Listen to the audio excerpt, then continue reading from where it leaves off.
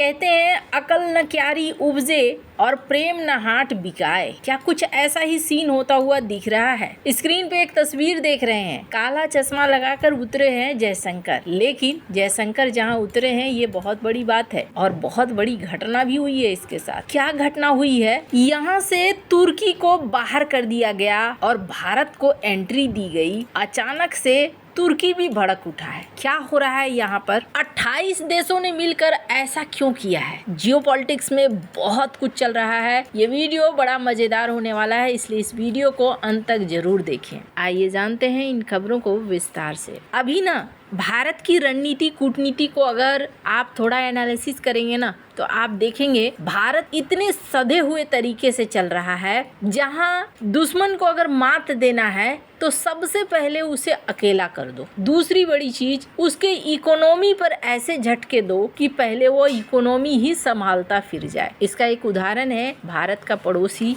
पाकिस्तान। और अब क्या तुर्की का नंबर है? ये वीडियो बेहद खास है। 28 देश, यूरोपीय यूनियन के देश, जिसमें कभी तुर्की यूरोपीय यूनियन का मेंबर बनना चाहता था, इसके लिए मरा जा रहा था। लेकिन यूरोपीय यूनियन ने तुर्की को बिना कुछ बताए भारत के साथ एग्रीमेंट साइन कर लिया। भारत के साथ फ्री ट्रेड एग्रीमेंट साइन होने के बाद सबसे ज्यादा तुर्की बौखलाया था और उसने कहा था कि आप ऐसा कैसे कर सकते हैं, आपको एक बार हमसे पूछनी चाहिए थी, हमें बताना चाहिए था, लेकिन आपने हमें बिल्कुल भी नहीं बताया। अब वो मामला अभी ठंडा भी नहीं हुआ है कि यहाँ एक नया मामला देखने को मिल रहा है। यूरोपीय यूनियन के देश लगभग हर 6 महीने में एक बैठक करते हैं और इस बैठक में 28 देश मिलते हैं। जो उस समय की समस्याएं होती हैं, जो यूरोप की समस्या होती है, उसको लेकर डिस्कशन चलता है। इसके अलावा इस चीज को लेकर भी डिस्कशन चलता है कि कैसे हमें आगे बढ़ना है और किस तरीके से हम आपस में मिलकर आगे बढ़ सकते हैं।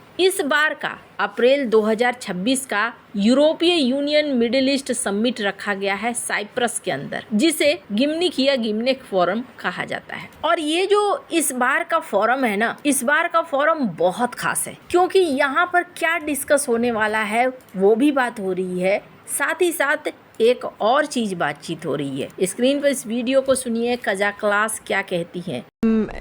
First, if we give the right to Russia to appoint a negotiator on our behalf, that would not be very wise.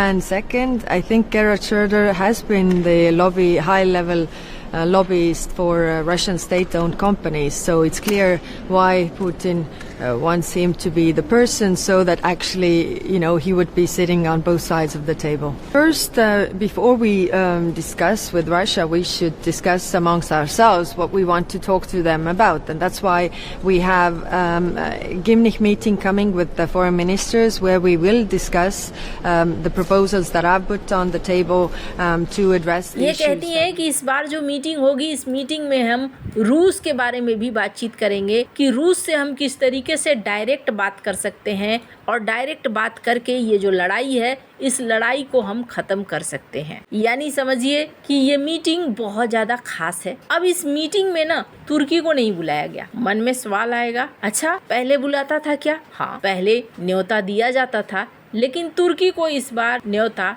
नहीं दिया गया है। अब जब न्योता नहीं दिया गया तो तुर्की के अंदर बौखलाहट आई और बौखलाहट में तुर्की ने कहा कि भाई यूरोप, तुम मुझे छोड़कर नहीं चल सकते हो। और बिल्कुल यही सारे शब्द मीडिया में आपको देखने को भी मिलेंगे। ये यूरोप को कह रहे हैं, यूरोप अकेला नहीं चल सकता है, अगर तुर्की नहीं तो यूरोप कुछ भी नहीं। अगर यूरोपीय यूनियन को ग्लोबल पावर बनना है तो तुर्की को साथ लेकर चलना होगा। यूरोपीय यूनियन ग्लोबल पावर कभी नहीं बन सकता है अगर उसने तुर्की को साथ नहीं लिया तो। अब ये जो बैठक है, इस बैठक में क्या क्या डिस्कस होना है ये मैंने आपको बताया। महत्वपूर्ण चीज क्या डिस्कस हो रही है वो है रूस यूक्रेन युद्ध का आगे का हल क्या निकलेगा। और दूसरी बड़ी चीज, साइप्रस को लेकर यूरोप भी अब गुस्से में है। फ्रांस अपनी सेना को वहां भेज रहा है। यूरोपीय यूनियन ने तुर्की को ये कहा है कि भाई तुम अपने सेना को वहां से हटाओ, आधे साइप्रस पर जो तुमने कब्जा करके बैठा हुआ है वो सेना वापस लो। यूरोप की तरफ से तुर्की के ऊपर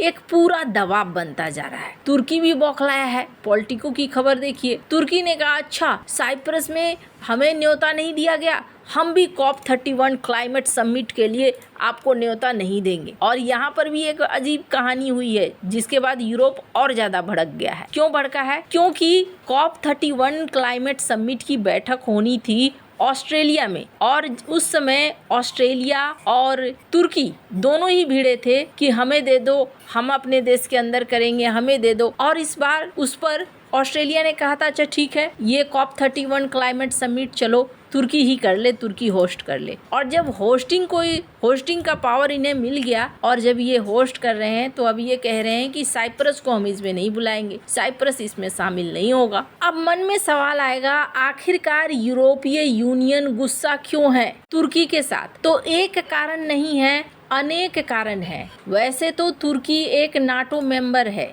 लेकिन नाटो मेंबर वाले काम तुर्की बहुत कम करता है। पहला कारण है, सबसे बड़ा विवाद है Cyprus issue. Republic of Cyprus को तुर्की वैध सरकार नहीं मानता है। नॉर्दर्न साइप्रस में अलग तुर्की की जो कब्जे की गई जमीन है उसको सपोर्ट करता है। ग्रीस और तुर्की के बीच में समुद्री लड़ाइयाँ शुरू हो गई हैं, समुद्री सीमाओं को लेकर, गैस रिजर्व को लेकर, आइलैंड के स्पेशल इकोनॉमिक जोन को लेकर। यूरोपीय यूनियन के कई देश मानते हैं कि तुर्की आक्रामक हो रहा है और आक्रामक होकर बेवजह की दूसरे के भी पानी पर अपना दखल देने की कोशिश कर रहा है। अर्दोगन की सरकार और यूरोपीय यूनियन के बीच में रिश्ते कई सालों से खराब चल रहे हैं। लोकतंत्र के मामले को लेकर, मीडिया फ्रीडम को लेकर, ह्यूमन राइट्स को लेकर, अपोजिशन को लेकर, जुडिशरी को लेकर, जिस तरीके से अर्दोगन अपने देश को चला रहे हैं, यूरोपीय यूनियन इससे खुश नहीं है। और गल्फ देशों इजिप्ट, जॉर्डन, सऊदी अरबिया के साथ जिस तरीके से अब यूरोप के तालमेल बढ़ रहे हैं, यहाँ तुर्की को साइड लाइन किया जा रहा है। अब इस मीटिंग में कौन पहुंचा? ये चश्मा लगा के डॉक्टर एस जयशंकर उतरे, चश्मा लगा के डॉक्टर एस जयशंकर यहाँ उतरे हैं। अब आपको कहानी कुछ कुछ समझ में आ रही होगी। और यहाँ किनको किनको बुलाया गया? इनको बुलाया गया, सऊदी अरब को बुलाया गया, इजिप्ट को, जॉर्डन को, सऊदी अरबिया को। यहाँ डॉक्टर एस जयशंकर ने सऊदी अरब के प्रतिनिधि से मुलाकात की। और खास बात बता दूं, ये जो मीटिंग हो रही है ये फॉरेन मिनिस्टर्स की मीटिंग हो रही है, जहां भारत के फॉरेन मिनिस्टर को न्योता दिया गया। और सबसे बड़ी चीज, भारत यूरोपीय यूनियन का मेंबर नहीं है और न ही नाटो का मेंबर है, लेकिन भारत को न्योता दिया गया। और यहाँ भारत के बेहद दो खास शख्स इस मीटिंग में पहुँच रहे हैं, जहाँ रूस को लेकर बातचीत होगी और जहाँ बाकी हालात को लेकर बातचीत होगी। बेचारा तुर्की ठगा हुआ महसूस कर रहा है। पहले ये लोग पहुँचते थे, इस वीडियो में देखिए, तुर्की के विदेश मंत्री कई यूरोपीय यूनियन की बैठकों में रहे हैं, लेकिन अब यूरोप धीरे धीरे साइड करता जा रहा है। कहते हैं जो बोओगे वही काटोगे। अगर आप भारत को घेरने की कोशिश कर रहे हो तो आप भी गिरोगे। और दुनिया हमेशा उगते सूरज को प्रणाम करती है, ये बात सच है। और भारत एक उभरती हुई, बहुत तेजी से बढ़ती हुई आर्थिक शक्ति, महाशक्ति है जो तेज रफ्तार में बढ़ रही है। आपको क्या लगता है? कमेंट कर अपनी राय जरूर बताएं। जल्द मिलते हैं अगले वीडियो में नई खबर के साथ।